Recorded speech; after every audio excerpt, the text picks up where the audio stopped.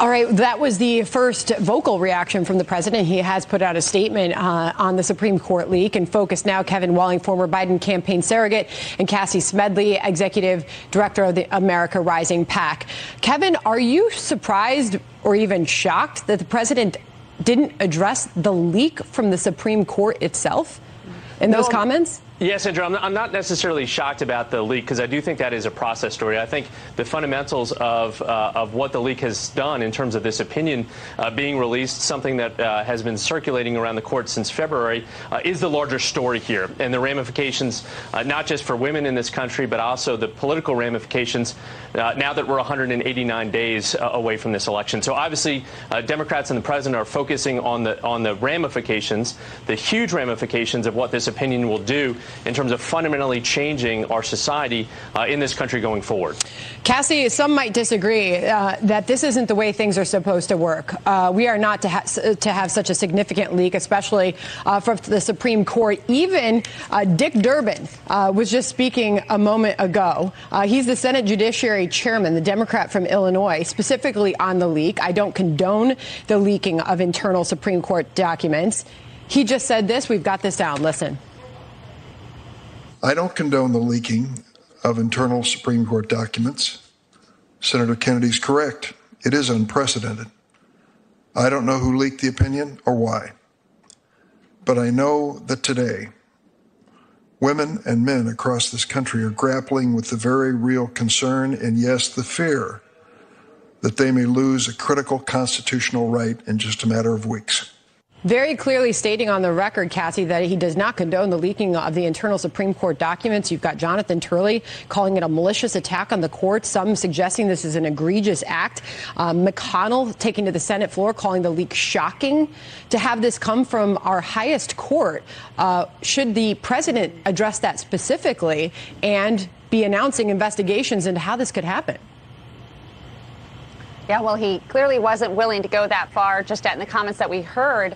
But if these Democrats think this is so shocking and appalling and a concern for the future integrity of the court, which I would agree with, then they need to look to their leftist activists and tell them to knock it off. Because by all points, this is where this might come from. We've seen them try to take these actions in prior confirmation hearings to heavily politicize these.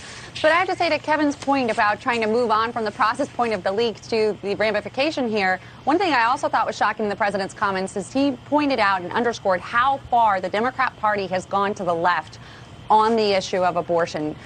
Joe Biden himself, when he was a senator in 1982, voted in support of an amendment that would have given states the right to overturn Roe v. Wade. And to hear him today and giving his party line vote there, and I would note this is the start of primary season for the midterm elections.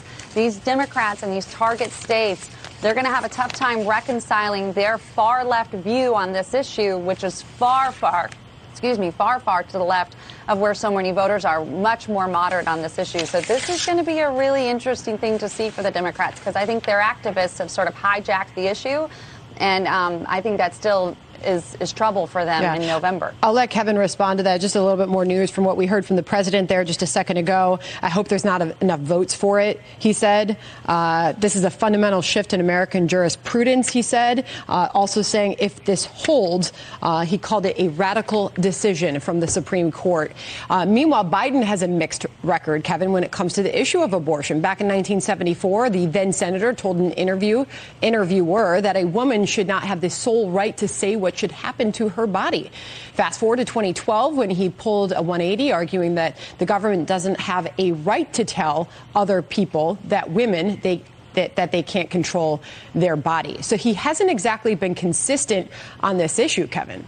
Yes, Sandra, this president is a Catholic, a practicing Catholic who really believes strongly in the church's teaching. So obviously this is something that he has grappled with over time, but he recognizes where church and state meet and where they diverge, and that he has been fully committed, not just as vice president, but obviously as president, to a woman's right to choose. And he spoke at Andrews to the issues not just beyond abortion, but issues regarding any kind of privacy notion with regards to marriage, to contraception access. And the ramifications go far beyond if this decision holds and is is the opinion of the court affecting all facets of American life. And to Cassie's point, and it's a good one, the vast majority of Americans support this right. 4 in 10 Republicans support the foundations of Roe. So this is an issue that's been decided 50 years ago that has been the law of the land for 5 decades. It's a fair point, and polls do show that while most support Roe, most support restrictions on abortions.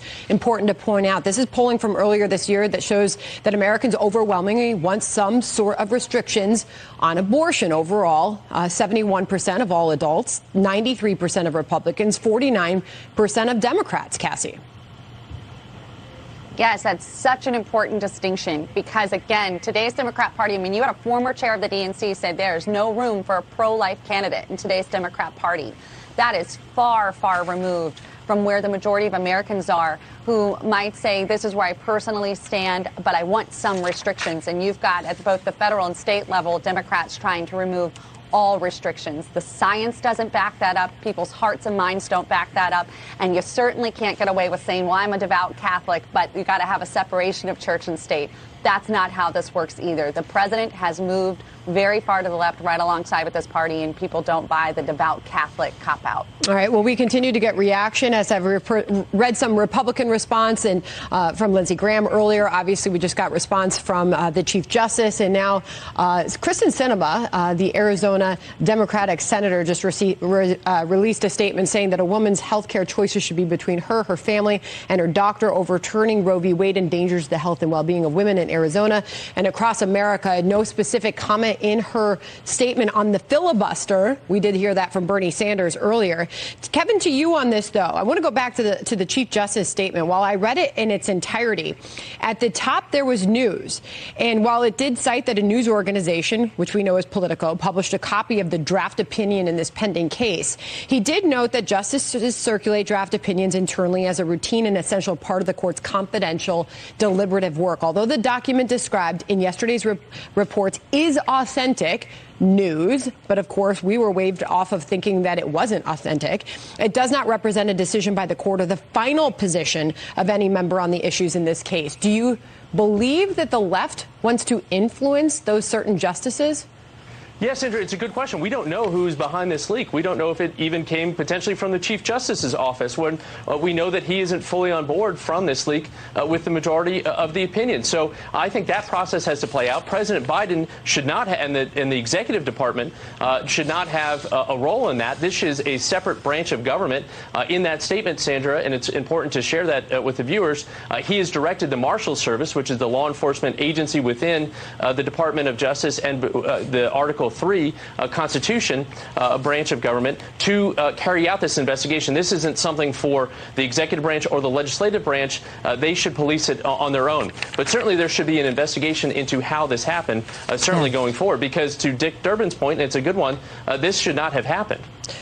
Indeed. And we know that there will be one because at the conclusion of John Roberts' statement, it said, quote, I have directed the marshal of the court to launch an investigation into the source of this leak. Cassie, we're left wondering if there will be consequences for that person, obviously, to send a message that this shouldn't happen in this country. Yeah, I think that's one thing we can all agree on, is that there needs to be a strong consequence, whether that's disbarring or, depending on who it is, something that falls in line with the highest consequence possible to maintain the integrity of the court. And to get to that why, is it to try and change the hearts and minds of justices? Not sure that would be that effective. Or is it to say, hey, guys, you Democrats may lose your majorities come November, so you better get scooting on codifying this while you have the chance? Are they trying to throw out that warning flag to them? That remains to be seen. But certainly for those that this is their number one issue, it's going to be a base energizer. But I have to also say that we've still got an economy and inflation to focus on, too. And so while this is the news of today, such an important point, I think we got to still give voters credit that there's going to be a lot more pressing issues as well. Something certainly that they would appreciate not having to focus on in this moment where we have diesel prices in this country hitting a record high. It's going to worsen the supply chain. It's going to lead to a very difficult decision on the part of the Federal Reserve to bring those prices down for the American people. Meanwhile, to the politics of this, the ramifications, the implications for the midterm elections, the DNC is offering this preview of how it says the issue will affect November's midterm elections. Quote, make no mistake, reproductive rights votes will be on the ballot. And this midterm election is more important now than ever before. Voters will make their voices heard. We will fight back with everything we have. And Republicans will have to answer for their party's relentless attacks on Americans' rights. Senate Majority Leader Chuck Schumer echoed those sentiments last hour. This is a dark and disturbing morning for America. The elections this November will have consequences because the rights of 100 million women are now on the ballot. To help fight this court's awful decision, I urge every American to make their voices heard this week and this year. Cassie, could I first get your reaction to that? Yeah, I think as a pro-life person, you say, what about the rights of the tens of millions of unborn babies that have been relentlessly under attack by the left for decades now? We are not talking about the same conversation that happened 40 years ago. Today's Democrats are advocating in many cases for the rights to have an abortion beyond the birth of the child. And most Americans would say that's not something that sits well with me. And so for Democrats to go out on the campaign trail, if they want to put all their eggs in this basket and have this conversation about a much more aggressive conversation about this issue, I think that will be at their own political peril because it is so far out of step with where most Americans feel on this very sensitive issue. Kevin, you look at the timing of this, right in the middle of this administration not being able to tackle the crisis at the southern border, obviously inflation. We're in the middle of a war with Russia still invading Ukraine. It is a horrific time for so many and on so many fronts in this country right now. But it appears some on the left have chosen to go this route and attempt to ruin the Supreme Court as an institution. This is former Hillary Rodham Clinton Press Secretary Brian Fallon is a brave clerk taking this unprecedented step of leaking a draft opinion to warn the country what's coming in a last-ditch Hail Mary attempt to see if the public response might cause the court to reconsider. A Vox senior correspondent says, seriously, shout out to whoever the hero was within the Supreme Court who said, F it, let's burn this place down. Is this the intention to fire up the base at a very difficult time in President Biden's presidency? Yes, Andrew, it's a good question. That's not my politics. I'm with Senator Durbin on this. I don't condone this leak whatsoever, and there should be an investigation, as I said, by the marshals into this. But to Cassie's point, I don't know of any serious leading Democrat, any real elected Democrat that supports abortion for a baby already delivered. That is extreme. That's murder in this country, and no Democrat supports that. I support fundamental limits on abortion in terms of which governor supports actual murder of a child delivered? Former governor of Virginia. That was a big scandal you guys tried to push under the rug. Which governor? But so that's not true. That's not true. Okay. Number well, one, there's a radio interview that's actual murder, Cassie. But listen, I think the president and the vast majority of Americans fundamentally support the Roe decision, 50 years, obviously strong, but also support, to Cassie's point, some fundamental limits on abortion. I fundamentally agree with bans on third trimester abortions, when there is a heartbeat, when the fetus can feel pain. So that's where the majority of Americans are in this country. They support Roe, right, we've got to leave it there. Some of those limits. I appreciate both of you joining us on the breaking news. The majority of today's Democrat Party is. Thank you Thanks, very Sandra. much. Obviously, this is discussion happening all over the country right now. Meanwhile, woke